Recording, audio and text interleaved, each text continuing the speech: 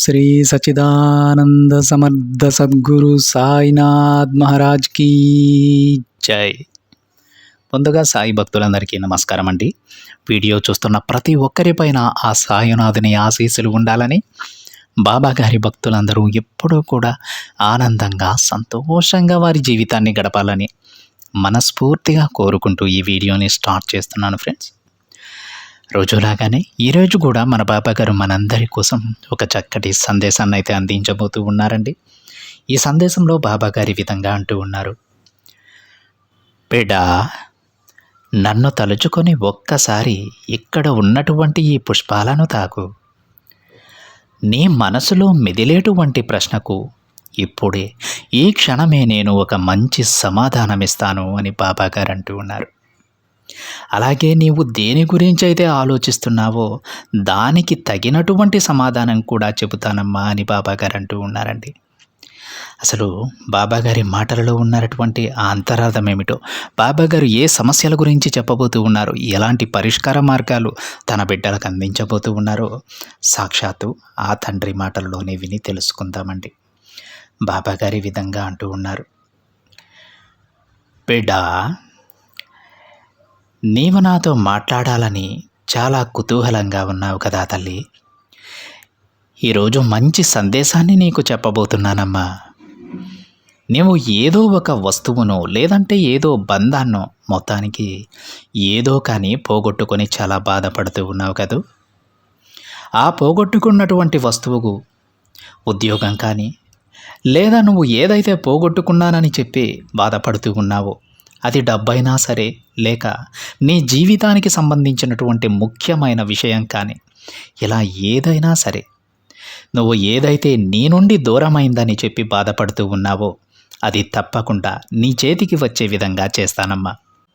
అసలు బాబా ఇలా ఎందుకు చెబుతున్నారు, బాబా గారి మాటలలో ఉన్నటువంటి ఆంతర్యం ఏమిటో అని ఆలోచిస్తూ ఉన్నావు కదా బిడ్డ.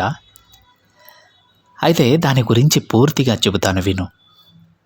నువ్వు ఏదైతే కోల్పోయావో అది నీకు రేపు సాయంత్రానికి నిన్ను చేరుకునేలా చేయబోతున్నాను. దాని ద్వారా నీ పెదవులపై చిరునవ్వు తప్పకుండా వికసిస్తుంది బిడ్డ. ఎన్నో సమస్యలు, ఇబ్బందులు, ఎప్పుడూ కూడా ఏదో ఒక సమస్యతో నన్ను చాలా ఇరకాటంలో పెట్టేస్తున్నావు బాబా అని చెప్పి నువ్వు చాలా బాధపడుతూ నన్ను అడుగుతూ ఉన్నావు కదా తల్లి. అలాగే నువ్వు కోల్పోయినటువంటి జీవితాన్ని తిరిగి మరలా నీకు నీ కళ్ళ ముందే ఉండేలా చేయబోతున్నానమ్మా. జాగ్రత్తగా నేను చెప్పే మాటలను కాసేపు ఆలకిస్తే నీకే అర్థమవుతుంది తల్లి. నువ్వు కోరుకుంటున్నటువంటి అందమైనటువంటి జీవితంతో పాటుగా కేవలం నీ కోసం కావలసినటువంటి, అంటే నీకు ఏదైతే నువ్వు నన్ను అడిగావో, బాబా నాకు ఇవి ప్రసాదించు, అవి ప్రసాదించి వింటూ నేను చాలా సంతోషంగా ఉంటానని, అవన్నీ కూడా స్వయంగా ప్రతి ఒక్కటి నేను నీకు అప్పగిస్తాను. నన్ను నమ్ము తల్లి. ఎందుకంటే ఒక తండ్రిగా నేను నీకు ఇవ్వడం అది నా బాధ్యత కాబట్టి. అందుకే బిడ్డ, నువ్వు అడిగినవన్నీ కూడా తప్పకుండా ప్రసాదిస్తానమ్మా. నువ్వే నన్ను అర్థం చేసుకోలేకపోతే ఎవరు అర్థం చేసుకుంటారో చెప్పు. నువ్వే నన్ను అర్థం చేసుకోలేక ఆలస్యమైందని చెప్పి బాధపడుతూ ఉన్నావు తల్లి. నన్ను, నా మనసును, నువ్వు మాత్రం నా మాటలను కూడా అర్థం చేసుకోలేకపోతూ ఉన్నావు. సమయం అనేది గడుస్తున్న కొద్దీ కూడా ఆందోళన అనేది నీలో అధికమైపోతూ ఉంది. కాబట్టి నేను అర్థం చేసుకోగలను. అయితే బిడ్డ, ఏమీ కూడా నువ్వు కంగారు పడాల్సిన అవసరం లేదమ్మా. ఎందుకంటే నీకు తోడుగా నేనున్నాను కదా. సమయానికి నీకు అన్నీ కూడా అందేలా చేస్తాను తల్లి. నువ్వు నాపై పెట్టుకున్నటువంటి నమ్మకాన్ని నేను వమ్ము చేసుకోను. ధైర్యంగా ఉండు. నేను నీ తండ్రిని బిడ్డ. నీ తండ్రి స్థానంలో ఉన్నాను కదా. నిన్ను భయపెడతానా, బాధ పెడతానా? నువ్వు నిశ్చింతగా ఉండు తల్లి. ప్రశాంతంగా అలా కూర్చొని చూస్తూ ఉండు. అన్నీ నువ్వు కోరుకున్న విధంగా నీకన్నీ కూడా నేను చక్కబెడతాను. అలాగే ఏదైనా కానీ నీ మనసులో ఒకటి గట్టిగా అనుకొని ఉండు. మనస్ఫూర్తిగా ఆ పనిని ఎలా జరగకుండా ఉంటుందో నేను చూస్తానమ్మా. ఆ పని పూర్తయ్యేలా నేను చేస్తాను బిడ్డ. నాకు అది కావాలి బాబా అని నువ్వు నన్ను అడిగినటువంటి రోజే నీకది తప్పకుండా అందివ్వడానికి నేను అన్నీ కూడా సిద్ధం చేసేస్తానమ్మా. ఈ విషయాన్ని మర్చిపోవద్దు. కానీ కొన్ని కొన్ని కర్మ ఫలితాల వలన, నువ్వు చేసుకున్నటువంటి చిన్న చిన్న తప్పుల వలన నీకు రావలసినవన్నీ కూడా, అలాగే నీకు దక్కవలసినవన్నీ కూడా వెనక్కి వెళ్ళిపోతూ ఉంటాయే తప్ప నీకు అది తప్పకుండా అందివ్వాలి, అందివ్వకూడదు అనేది నా ఊహ కాదు. నేను పొరపాటున కూడా అలా అనుకోను. ప్రతి ఒక్కటి నీకు దగ్గర చేస్తానమ్మా. నేను చెప్పిన మార్గంలో నడు. నువ్వు కోరిన ప్రతిదీ నీకు దగ్గర అవుతుంది. ఒకవేళ నువ్వు కోరుకున్నది నీకు దక్కకపోతే అది బాధపడవలసినటువంటి క్షణమే. కానీ నువ్వు కొంచెం ఓర్చుకోవాల్సి ఉంటుంది తల్లి, ఓపిక పట్టాల్సి ఉంటుంది. ఇక నీ కర్మఫలాలన్నీ కూడా తీరిపోయి నీ కల నెరవేరబోతోంది బిడ్డ. ఇది చూడు, ఈ పుష్పాలు ఎంత అందంగా ఉన్నాయో, నీ జీవితం కూడా ముందు ముందు రోజుల్లో అంతే అందంగా ఉంటుంది. అందుకే ఈ పుష్పాలను తాకమని నా బిడ్డను నేను కోరాను. అన్నీ కూడా నేను నీ దగ్గరకు చేరుస్తానమ్మా. ఆశ్చర్యపోయేటువంటి సమయం అనేది నీ ముందుంచుతాను బిడ్డ. చూడు, మరి కొద్ది నెలల్లోనే నువ్వు కలలు కన్నటువంటి జీవితాన్ని నువ్వు గడిపేలా తప్పకుండా నేను చేస్తాను. నీ బాబా ఎప్పుడు నీ జీవితంలో రాసి పెట్టేశాడు బిడ్డ, ఎప్పుడో రాసి పెట్టేశాడు. ఇక నువ్వు ఏమాత్రం కూడా దిగులు పడవలసినటువంటి అవసరం లేదు. అదేవిధంగా ఒక్క విషయం అయితే తప్పకుండా నువ్వు గుర్తుపెట్టుకోవలసి ఉంటుంది. అదేంటి బాబా అనుకుంటున్నావా? చూడమ్మా, కష్టపడి ఎదిగిన వారికి మంచి సంస్కారం ఉంటుంది తల్లి. అదే ఒక్కసారిగా అందనంత ఎత్తుకు పైకి ఎదిగిన వారికి ఎలా ఉంటుందో తెలుసా? ఎంతో అహంకారంతో వారి మనసు నిండిపోయి ఉంటుంది, ఎంతో గర్వంతో ఉంటారు.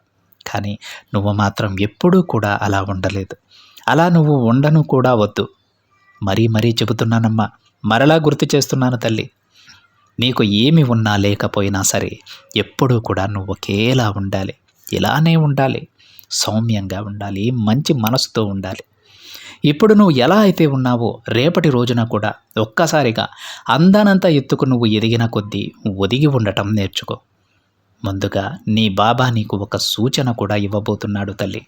బిడ్డ, ఈ విషయాలు నీకే ఎందుకు చెబుతున్నానో తెలుసా? అతి కొద్ది రోజులలోనే నువ్వు పట్టిందల్లా బంగారం కాబోతోందమ్మా. నువ్వు అందనంత ఎత్తుకి ఎదగబోతూ ఉన్నావు. నీ ప్రతి కోరిక నెరవేరబోతూ ఉంది. వీటిని చూసుకొని నీకు గర్వం తలకెక్కకూడదు. నువ్వు ఎప్పుడూ కూడా మంచివానిలానే ఉండాలి, సౌమ్యంగా ఉండాలి, మంచి మనసునే అలవరుచుకొని ఉండాలి.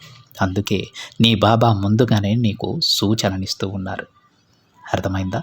అసలు ఆ పేరు కూడా నీకు అస్సలు రాకూడదమ్మా. చెడు అనేటువంటి పేరు ఎప్పటికీ నీకు రాకూడదు. ఎప్పుడూ కూడా సమాజంలో నువ్వు సంతోషంగా ఉన్నతమైనటువంటి గౌరవ స్థానంలో ఉండాలి తల్లి. అదే నేను నీ నుంచి కోరుకుంటూ ఉన్నాను. నీకు ఎంత కోపం, ఎంత ఆవేశం ఉన్నా కానీ నీ ఆలోచనలు మాత్రం అసలు బయటకు చెప్పుకోకుండా, ఎవ్వరికీ కూడా వ్యక్తపరచకుండా నీలో నువ్వే దిగమింగుకుంటూ నీ కోపాన్ని కాస్త తగ్గించుకోవాల్సి ఉంటుంది. నీ గౌరవాన్ని నువ్వు పూర్తిగా కోల్పోయేటువంటి క్షణాన్ని నువ్వు తెచ్చుకోవద్దమ్మా. ఇక నువ్వు కొత్త ఆరంభంలోనికి అడుగు పెట్టబోతున్నావని చెప్పాలి తల్లి. నువ్వు పెట్టినటువంటి పెట్టుబడి కావచ్చు, లేదంటే ఏదైనా ఆదాయ మార్గాలు రావడం లేదని చెప్పి బాధపడుతూ ఉండవచ్చు. ఇలా నువ్వు ఏదైతే నువ్వు పోగొట్టుకున్నావో అవన్నీ కూడా నీకు మంచి అనుభూతినైతే ఇచ్చేలా చేస్తానమ్మా. చూడు బిడ్డ, బంధాల విషయానికొస్తే కొన్ని బంధాలు పుట్టుకతోనే వస్తాయి తల్లి, మరికొన్ని మధ్యలో వస్తాయి. కొంతమంది జీవితంలో కొన్ని సంబంధాలు అనుకోకుండా వస్తూ ఉంటాయి. అయితే మన ఇద్దరి బంధం కూడా పుట్టుకతోనే ప్రారంభమై ఉంటుంది. కాబట్టి నువ్వు ఈ సాయిని అంతగా దగ్గర చేసుకున్నావు, నాకు బిడ్డవయ్యావు. చూడు, ఇక నా బిడ్డల జీవితం అంతా కూడా ఎంతో సంతోషంగా ఉంచబోతున్నానమ్మా. నన్ను ఎవరైతే మనస్ఫూర్తిగా వేడుకుంటున్నారో వారి కోరికలన్నీ కూడా తప్పకుండా నేను నెరవేరుస్తాను. మీరు చేసేటువంటి పని పట్ల మీకు అత్యంత శ్రద్ధ, నమ్మకం ఇవన్నీ కూడా ఏర్పడేలా చేస్తాను. గుర్తుపెట్టుకో బిడ్డ, నమ్మిన వారికి భగవంతుడు ఎప్పుడూ కూడా మంచి చేస్తారు. కొండంత అండగా వారు ఉంటారు. కాబట్టి భగవంతుడు ఎదిగినటువంటి ఒక పచ్చని చెట్టంత నీడగా, స్వచ్ఛంగా నువ్వు ఆ భగవంతుని ఎంతగా అయితే ప్రేమిస్తావో ఆ అండ, నీడ నీకు తోడుగా ఉన్నంత కాలం నిన్ను ఎలాంటి దుష్ట శక్తులు కానీ, అలాగే ఎలాంటి చెడు శక్తులు కానీ ఏమీ చేయలేవు. ఈ ఒక్క విషయాన్ని గుర్తుపెట్టుకో. దైవాన్ని ప్రతి క్షణం కూడా స్మరించుకుంటూ ఉండు. ధర్మాన్ని నువ్వు ఆచరిస్తూ ఉండు తల్లి. బిడ్డ, అలాగే నీకు చేతనైనంత సహాయాన్ని చేస్తూ ఉండు. మిగతావన్నీ కూడా నేను చూసుకుంటానమ్మా. భారం నాపై వేశావు కదా తల్లి, నిశ్చింతగా ఉండు. జీవితం పట్ల నువ్వు చూపించేటువంటి నీకు కల్పించినటువంటి కర్తవ్యాలన్నింటినీ కూడా నువ్వు నిర్వర్తిస్తూ ఉండు. అంతే, నువ్వు చేసేటువంటి పని అంతకు మించి ఇక ఏదీ కూడా ఉండదమ్మా. శ్రద్ధ సబూరితో నువ్వు ఏ పనినైతే మొదలుపెట్టి ఏ పనిని చేస్తూ ఉన్నావో దానిని ఎక్కడా కూడా క్రమశిక్షణ రాహిత్యం లేకుండా ప్రశాంతంగా చేసుకో. తప్పకుండా అందులో విజయం సాధిస్తాం. అర్థమవుతుందా? ఇదొక్కటి గుర్తుపెట్టుకో తల్లి, ఇదొక్కటి తెలుసుకో. మరొక మాట, నువ్వు అవసరమే లేదని చెప్పి అనుకున్న వాళ్లకు నువ్వే అవసరం అనిపించేలా చేస్తానమ్మా. అలాంటి వారి గురించి నువ్వు అసలు దిగులు చెందవద్దు. కాలం అనేది చాలా గొప్పది, అది ఎటైనా మారవచ్చు. ఈరోజు నువ్వు అవసరం లేదని చెప్పి వెళ్ళిన వారు రేపు నువ్వు తప్ప మరెవ్వరూ అవసరం లేదని నీ కళ్ళ దగ్గరకు చేరుతారు. అర్థమవుతుందా?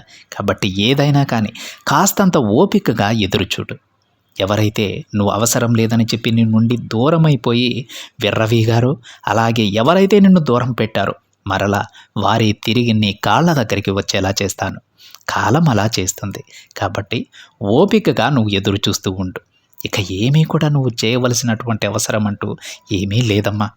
ఎవరిపైనా కూడా పగ ప్రతీకారాలు తీర్చుకోవలసినటువంటి అవసరం అంతకన్నా లేదు తల్లి. ఇక చివరిగా ఒక మాట గుర్తుపెట్టుకో, నీకు రావాల్సింది నువ్వు దక్కించుకోవడానికి ఎదుటివారిని చెడ్డవారిని చేయడం, నీ సంతోషం కోసం ఎదుటివారిని బాధ పెట్టి దానికి ఇంకొకరిని కారణం చేయడం, ఇవి రెండూ కూడా నీకు ఒక్క క్షణం పాటు సంతోషాన్ని ఇవ్వవచ్చేమో, కానీ బిడ్డ అది రేపటి నీ పతనానికి కారణమవుతుంది. నీ జీవితానికి అదే పునాదులు వేస్తుందని మాత్రం ఎప్పుడూ అనుకోవద్దమ్మా. ఏదో ఒక రోజు నీకు తప్పకుండా వస్తుంది తల్లి.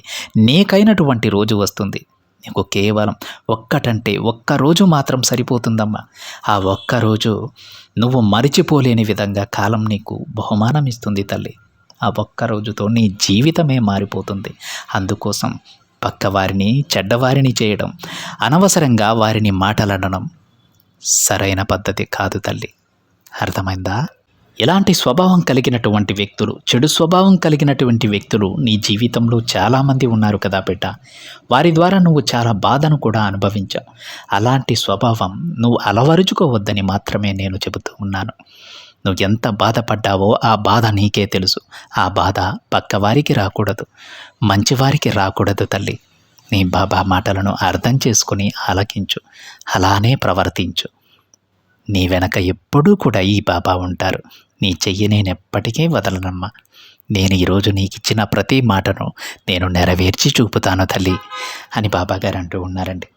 ఈ విధంగా ఈరోజు బాబాగారు ఎవరైతే ఏ బిడ్డలైతే బాబాగారి మాటలను అలానే అనుసరిస్తూ ఉంటారో, ఎవరైతే వారు సంతోషంగా ఉండటానికి పక్కవారిని బాధ పెట్టరు, అలాంటి బిడ్డలకు ఒక గొప్ప సందేశాన్ని ఈరోజు బాబాగారు అందించారు. నువ్వు అలానే ఉండు తల్లి, ధర్మ మార్గంలో ఉండు. ఈరోజు నువ్వు కష్టపడొచ్చేమో, కానీ నీ జీవితం మారడానికి ఒక్కరోజు సరిపోతుంది. ఆ కాలం ఖచ్చితంగా ఆ రోజును నీ కోసం తీసుకొచ్చేలానా నేను ఆ కాలాన్ని ఆదేశిస్తాను అని బాబాగారు చెబుతూ ఉన్నారు.